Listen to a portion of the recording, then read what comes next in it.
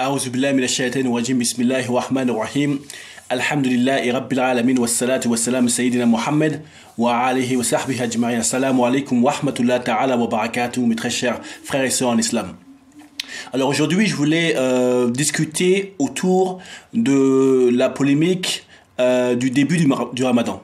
Comme nous le savons, chaque année, il y a ce type de débat qui survient, qui essayerait de convaincre sur la vision oculaire, c'est-à-dire pouvoir voir décider du début du Ramadan après avoir vu la lune, ou bien le calcul astronomique qui est de calculer à travers les astres le début de la pleine lune.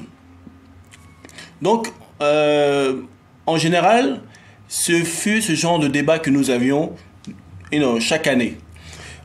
Aujourd'hui, je suis assez surpris et heureux, vraiment, c'est une heureuse surprise de voir que certains débats ont évolué.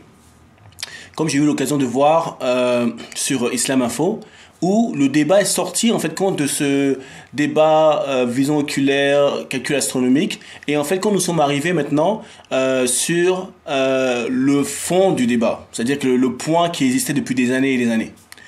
C'est-à-dire c'est un problème politique. Le début du Ramadan est un problème politique. C'est-à-dire que chaque on va dire pays annoncera le début ou la fin du Ramadan par rapport à l'action d'un autre pays ou par rapport à une alliance ou un conflit avec un autre pays. C'est pour ça que nous avons vu le match, on va dire, de ping-pong se jouer entre l'Égypte et la Saoudie pendant des années et des années. Et naturellement, ceux qui sont maintenant en France et qui ont une opinion diverse sur les pays qui ont les vrais shirk,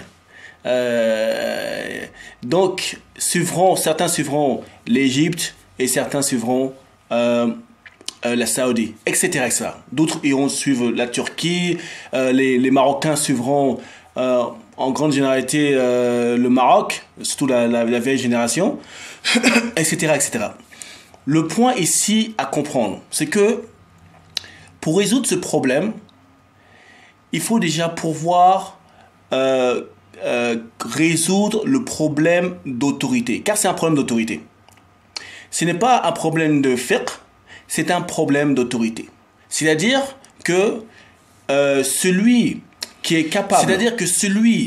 capable de pouvoir obtenir l'autorité de la communauté musulmane sera suivi, tout simplement. Et c'est là qui est le point important.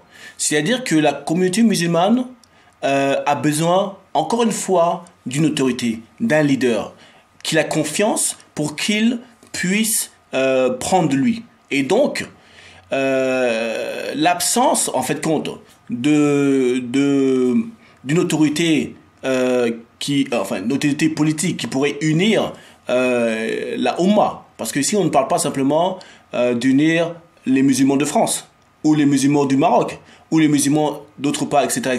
On parle en fait d'unir la Ummah. Et donc il est important, pour unir cette Ummah, de pouvoir avoir une autorité politique qui puisse l'unir.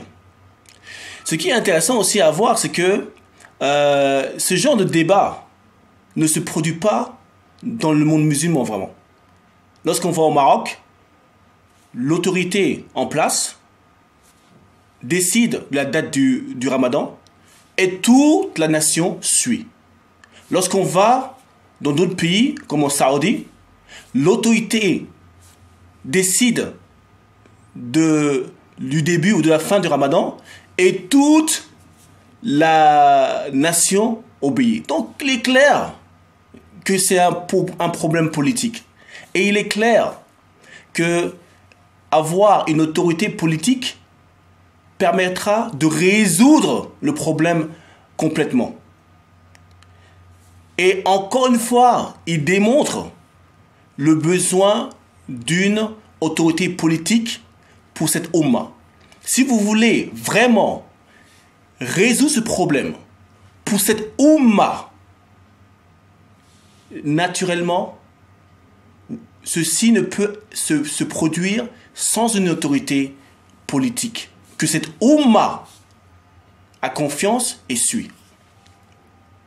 Et donc, dans ce débat sur Islam Info, il était réjouissant d'entendre à un moment le présentateur donner une expérience en fait compte sur sa mère. Et donc, dans cette expérience, il expliquait que sa mère, qu'est-ce qu'elle veut? Elle veut simplement quelqu'un qu'elle a confiance, chez qui elle va aller chercher l'information. On commence le ramadan ou pas? C'est tout. Comme il disait, naturellement, elle se disait qu'elle devait aller prendre l'information dans son pays d'origine. Ou parfois, elle avait une impression qu'elle devait prendre l'opinion en Turquie. Mais le point important, c'est que elle avait simplement besoin d'une personne qui représente une autorité viable à qui elle a confiance. Et donc c'est ça qui manque. Il manque l'autorité, l'union politique qui permettra à cette Oumma de commencer le ramadan ensemble. Et c'est là où le khilafat encore est toujours entre en place. C'est que sans ce khilafat, premièrement, nos terres furent sujets de colonialisme de cette manière. Nous avons été découpés en morceaux, différents États-nations. Et donc, après tout ceci, il est impossible, sans union politique, de pouvoir commencer le ramadan ensemble, comme une Oumma. Il est impossible de faire ceci. Et le point qui a été dommage dans ce genre de discussion, et dans toutes les autres discussions que j'ai eu l'occasion de voir, que ce soit sur oumma.com, etc., c'est que cet aspect de khilafa n'est même pas discuté. C'est qu'on arrive à un point où on tombe dans un mur. Mais l'aspect de khilafa qui est passé le mur n'est pas discuté. Il n'est jamais discuté. Alors que sans ce khilafa, sans cette union politique islamique, il est impossible de commencer le jour du ramadan ensemble en tant que Oumma. Impossible. Et que l'aspect d'État-nation, l'aspect d'avoir des différents pays aujourd'hui qui suivent leur propre politique et qui créent en fait des sous-nations, des nations qui sont en dessous du concept de nation Ummah. Ceci est ce qui en fait crée le problème, puisque le problème est politique. Chaque petite nation, les morcellement de cette Ummah, chacune de ces gouvernances choisiront en fait et vraiment choisiront le jour du début et la fin du ramadan. Et le reste de cette Ummah qui est morcelée entre ces différents gouvernements, naturellement, commenceront le jour du ramadan de des jours différents. C'est tout à fait normal.